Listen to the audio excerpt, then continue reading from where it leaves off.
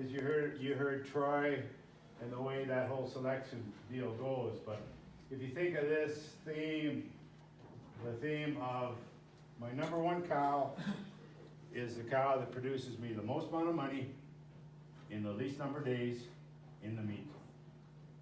So the whole deal goes around, I rate my cows, my very best cow produces me the most amount of money in the least number of days in a carcass.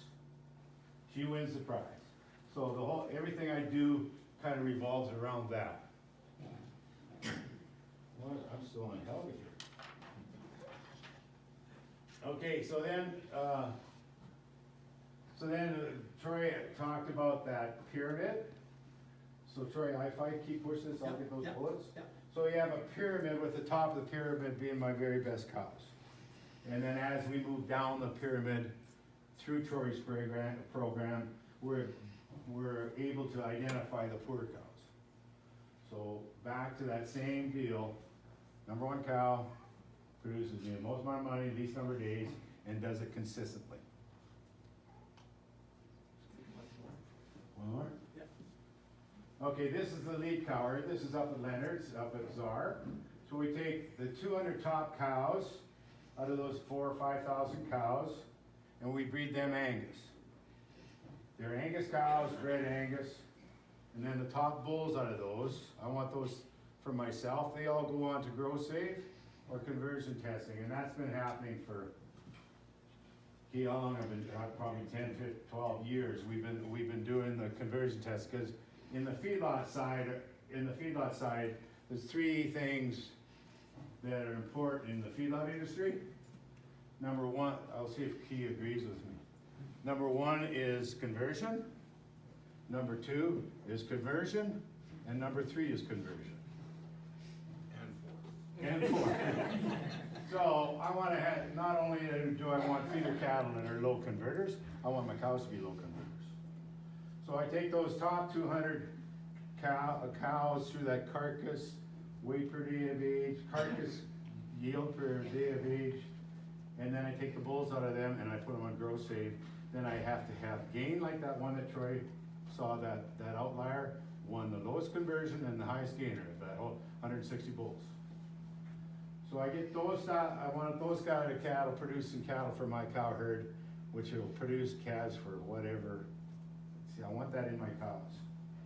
They aren't sold, and the replacement heifers go back into my Angus herd. We can take it again. So then now we're moving down that pyramid. So the platinum gold cows, that's a group of about 2,500 cows. So there's about 1,500 of those cows, including those heifers, the first calf heifers that are bred Angus, the easy calvers.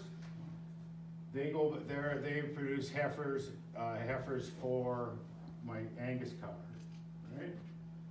Steers all go to slaughter, other than in the heifer group, we only use, the way we find our easy calving heifers is an easy bull that comes out of easy calf. The only way to be easy calving, you've got to come out of a heifer, you got to be unassisted, and you got to be 80 pounds or below. Then you're allowed to go into be a heifer bull. I've tried to cheat up on that, but Sabrina will never let me.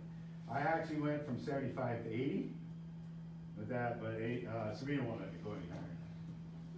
But I totally agree with her. She's the one that's calving the cows, heifers. If you have 600 to 700 heifers, you can't be in the barn. So our percentage on our assist rates on our heifers is probably 5-7%, something like that.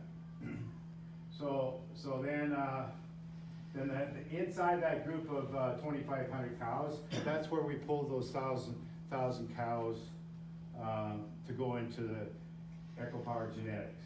They're a mix of those cows. So then we flushed all those cows. So we actually flushed them. We actually synchronized 1,000 cows 2 years in a row. Calves on their side, and we AI'd to that profit bull by far the majority 2 years in a row, 1,000 head. Big job. Got pretty good at it.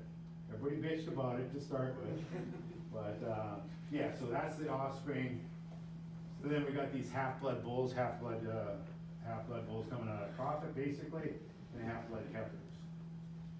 So that's where it says, the bulls, we shrink them down just like we did this year. We shrink them down from 400 bulls, we pull them down to about 190, put them on test, feed them, keep selecting them, and that's what we put in our sale.